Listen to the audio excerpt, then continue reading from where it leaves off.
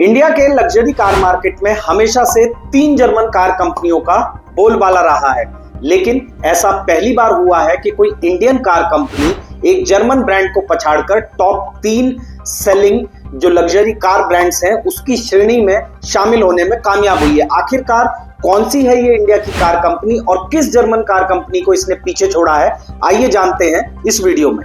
नमस्कार दोस्तों, मेरा नाम है रक्षित सिंह और आप देख रहे हैं बिज चाचा, बिजनेस की खबरों का देसी अंदाज। इंडिया के अगर लग्जरी कार मार्केट की बात करें तो यहाँ पर हमेशा से 3 जर्मन ब्रांड्स मर्सिडीज, BMW और ऑडी, इन तीनों का ही जलवा जलाल रहा है।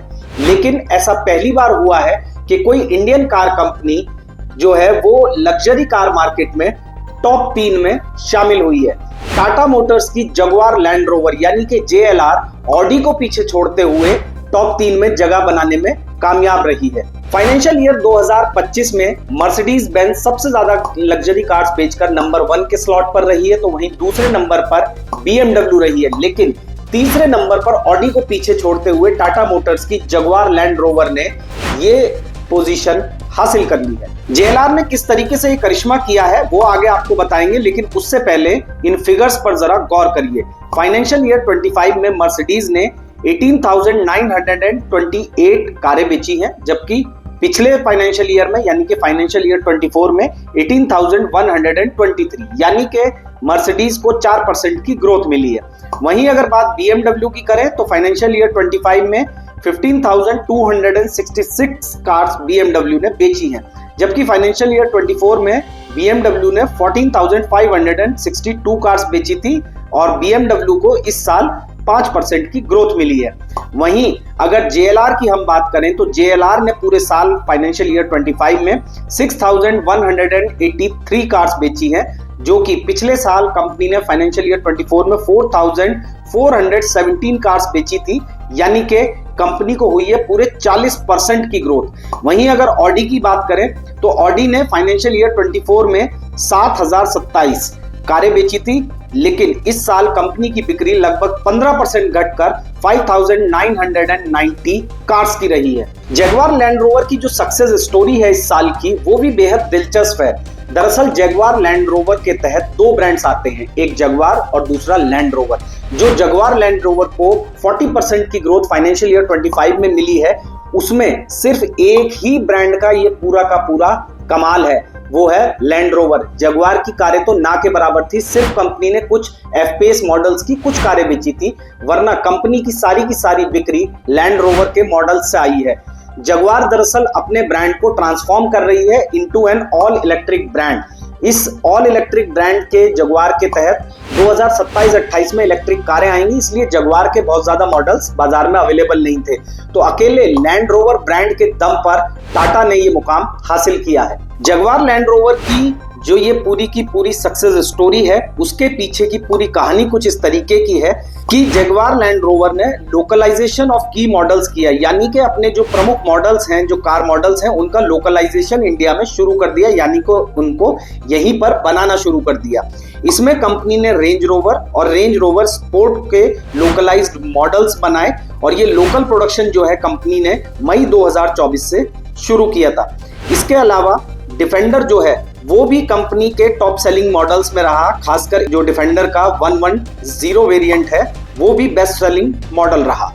मई 2024 से JLR ने अपने 4 मॉडल्स को पुणे की फैसिलिटी में लोकली असेंबल करना शुरू किया, यानी कि इंडिया में ही बनाना शुरू कर दिया। ये 4 मॉडल्स कौन कौन से थे? पहला model range rover 3.0 diesel HSE, दूसरा रेंज रोवर 3.0 पेट्रोल ऑटोबायोग्राफी, तीसरा range rover sport 3.0 diesel dynamic SE और वहीं चौथा model range rover sport 3.0 petrol dynamic SE। जब से JLR ने इंडिया में ही प्रोडक्शन शुरू किया तो इसके 2 बड़े फायदे कंपनी को हुए। सबसे पहली बात कि जब लोकली कार असेंबल होने लगी तो कारों की जो कीमतें हैं वो लगभग 18 से 20% कम हो गई।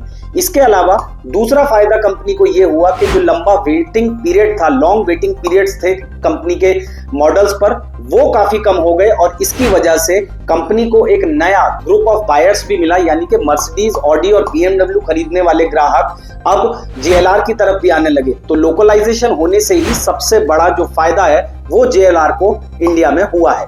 इंडिया के लग्जरी कार मार्केट में मर्सिडीज बेंज पिछले काफी समय से लगातार नंबर 1 की पोजीशन पर है और इस साल भी ऐसा ही हुआ है। लंबे मार्जिन से मर्सिडीज बेंज नंबर 1 है। मर्सिडीज बेंज की अगर हम बात करें तो वो लगातार इंडियन कार मार्केट में पिछले काफी सालों से नंबर 1 की पोजीशन पर बनी हुई है। कंपनी की अगर बात की जाए मर्सिडीज की लग्जरी कार्स की, तो उसके जो टॉप एंड व्हीकल्स हैं उसको कंपनी ने नाम दिया है TEVs। TEVs क्या होते हैं? दरअसल TEVs वो कार्स होती हैं जिनकी कीमत 1.5 करोड़ रुपए से ज्यादा होती है। अब आज की तारीख में मर्सिडीज की इंडिया में जो पोजीशनिंग है वो आप समझ सकते हैं इस आंकड़े से कि कंपनी की जो TEVs हैं यानी कि वो कारें जो 1.5 करोड़ रुपए से ज्यादा की हैं, कंपनी की सेल्स में लगभग 25% का कंट्रीब्यूशन कर रही हैं। यानी कि मर्सिडीज अगर 4 कारें इंडिया में बेचती है तो उसमें से एक कार ऐसी होती है जिसकी कीमत 1.5 करोड़ रुपए से ज्यादा होती है। इसके अलावा अगर मर्सिडीज की बात करें तो कंपनी की ई क्लास जो है उसने कंपनी की टोटल सेल्स में लगभग 20% का कंट्रीब्यूशन दिया है।